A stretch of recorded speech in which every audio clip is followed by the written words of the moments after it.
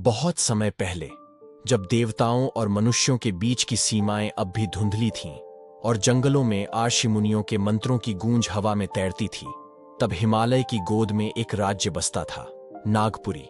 नागपुरी नाम ही जैसे किसी रहस्य का प्रतीक। यह राज्य हरे भरे वनों से घिरा था, जहां धरती हमेशा नम रहती और नदियों का जल मानो सोने जैसा चमकता। कहा जाता है, इस राज्य की रक्षा स्वयं नागदेव करते थे। राजा विराटक न्यायप्रिय और वीर थे और उनकी एक ही संतान थी, राजकन्या मृणालिनी। मृणालिनी, उसका जन्म वर्षा की पहली बूंदों के साथ हुआ था। कहते हैं, उसके जन्म के समय पूरे आकाश में बिजली गिरी और राजमहल के पिछवाड़े में एक विशाल नाग दिखाई दिया, काले रंग का, चमकदार फन वाला। लोगों ने डरकर राजा से कहा, महाराज, यह अपशकुन है। पर दरबार के वृद्ध आर्षि बोले, नहीं, यह बालिका कोई साधारण नहीं। इसका जीवन नागलोक से जुड़ा है। यह या तो इस धरती को वरदान देगी या एक शाप में बदल देगी। राजा विराटक गंभीर स्वर में बोले, क्या तुम कहना चाहते हो कि मेरी पुत्री किसी शाप का कारण बन सकती है, आचार्य? ऋषि आंखें बंद करके ध्यान में बोले, नहीं महाराज, कारण नहीं, माध्यम बन सकती है। कभी कभी देवता और दानव दोनों अपनी लीला एक ही आत्मा के माध्यम से पूरी करते हैं। राजा थोड़ा चिंतित रहे। और मैं क्या करूं? तब ऋषि बोले, बस उसे सत्य से दूर मत रखना, क्योंकि जो सत्य से दूर जाता है वही भाग्य के जाल में फंसता है। साल बीतते गए। मृणालिनी बड़ी होती गई। उसकी आंखें समुद्र जितनी गहरी थीं और स्वभाव उतना ही शांत जितना पर्वतों पर गिरती बर्फ। वो हर सुबह महल से निकलकर नागसर झील के किनारे जाती, जहां कमल खिलते थे और झील के जल में एक रहस्यमयी चमक रहती थी। लोग कहते, वहां नागदेव का निवास है। पर मृणालिनी वहां किसी डर से नहीं, बल्कि किसी अदृश्य खिंचाव से जाती थी। उसे लगता, झील का जल उसे बुलाता है। एक दिन जब चांद पूरा था और झील का जल चांदी जैसा चमक रहा था, वो अकेली झील किनारे पहुंची। ठंडी हवा उसके बालों से खेल रही थी। वो पानी में अपना प्रतिबिंब देख रही थी। तभी अचानक झील का पानी कांप उठा।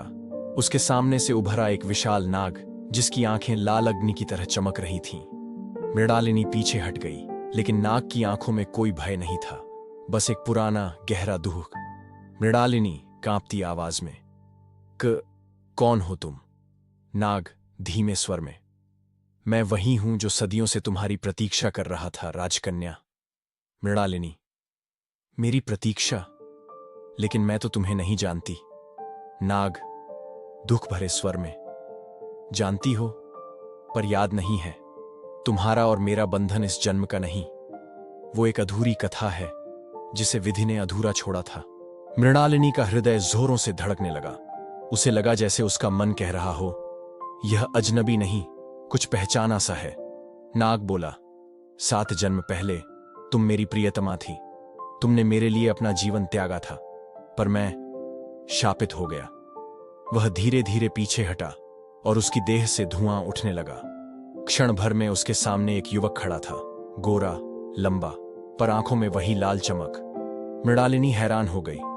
तुम मनुष्य हो? युवक मुस्कुराते हुए, नहीं, मैं एक शापित नागराज हूं। मेरा नाम है अरिंदम। मैं नागलोक का राजकुमार था, पर तुम्हारे प्रेम के कारण देवताओं ने मुझे शाप दिया कि जब तक तुम मुझे पहचान न लो, मैं मनुष्य और नाग के बीच फंसा रहूंगा। मृणालिनी धीरे से, पर मैं कैसे पहचानूंगी तुम्हें जब मुझे कुछ याद ही नहीं? अरिंदम दर्द भरे स्वर में, यही तो मेरा शाप है। हर जन्म में तुम मुझे भूल जाती हो और मैं तुम्हें पहचानता हुआ फिर से जलता हूं। झील के चारों ओर हवा भारी हो गई, जैसे समय ठहर गया हो। दूर से मंदिर की घंटियां बजने लगीं, जैसे किसी ने नियति की पुकार सुनी हो। मृणालिनी की आंखों से आंसू बहने लगे। वो बोली, अगर हमारा प्रेम अधूरा रह गया था, तो क्या इस जन्म में वो पूरा हो सकता है? अरिंदम ने उसकी ओर देखा और धीमे से कहा, सिर्फ अगर तुम नियति को चुनौती देने का साहस रखो।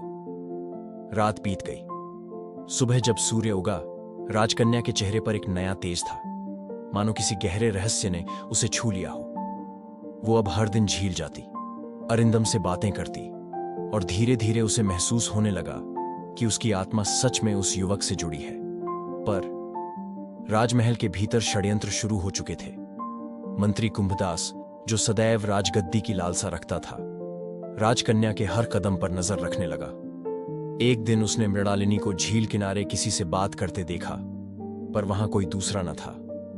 उसने दरबार में अफवाह फैलाई, राजकन्या किसी अदृश्य पुरुष से मिलती है, कोई मायावी है वो। यहीं से शुरू हुई नियति की परीक्षा।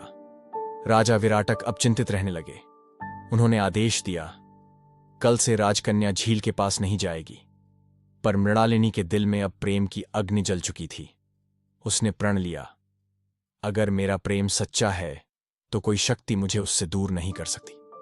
और उसी रात वो फिर झील किनारे पहुंची। वहां झील शांत थी, कोई हलचल नहीं। वो बोली, अरिंदम, मैं आ गई हूं। तुमने कहा था नियति को चुनौती देना होगा, तो सुनो, मैं तैयार हूं। पानी में हल्की तरंग उठी और फिर झील का सारा जल सुनहरा हो गया। एक तेज प्रकाश हुआ और उसके भीतर से फिर वही आवाज गूंजी, तो चलो अपनी किस्मत खुद लिखते हैं राजकन्या। रात गहरी थी और झील पर फैला सुनहरा प्रकाश धीरे धीरे मध्यम हो रहा था। राजकन्या मृणालिनी स्थिर खड़ी थी। उसकी आंखों में डर नहीं था, बस एक गहरा आकर्षण, एक ऐसा एहसास जैसे वो किसी पुराने वचन को निभाने आई हो। धीरे धीरे पानी के भीतर से अरिंदम प्रकट हुआ। अब वो मनुष्य नहीं लग रहा था, बल्कि उसकी देह पर सुनहरी आभा थी और कंधों पर लहराते नागफन जैसे चिन्ह। अरिंदम शांत स्वर में, मृणालिनी, जो राह तुमने चुनी है वो आसान नहीं। हर जन्म में तुमने मुझे पाया, पर अधूरी रह गई। क्या इस बार तुम अंत तक चल सकोगी? मृणालिनी दृढ़ स्वर में, अगर यह प्रेम अधूरा रह गया तो मेरा जन्म व्यर्थ है। मुझे सब जानना है। अरिंदम, कौन था तुम और हमारे बीच यह शाप क्यों आया? अरिंदम, तो सुनो वह कथा जो देवताओं ने मिटाने की कोशिश की थी। बहुत समय पहले, जब नागलोक और पृथ्वीलोक के बीच प्रेम की सीमा तय नहीं हुई थी, नागराज वासुकी का पुत्र अरिंदम एक दिन पृथ्वी पर आया था, गंगा किनारे साधना कर रही एक मानव कन्या को देखने।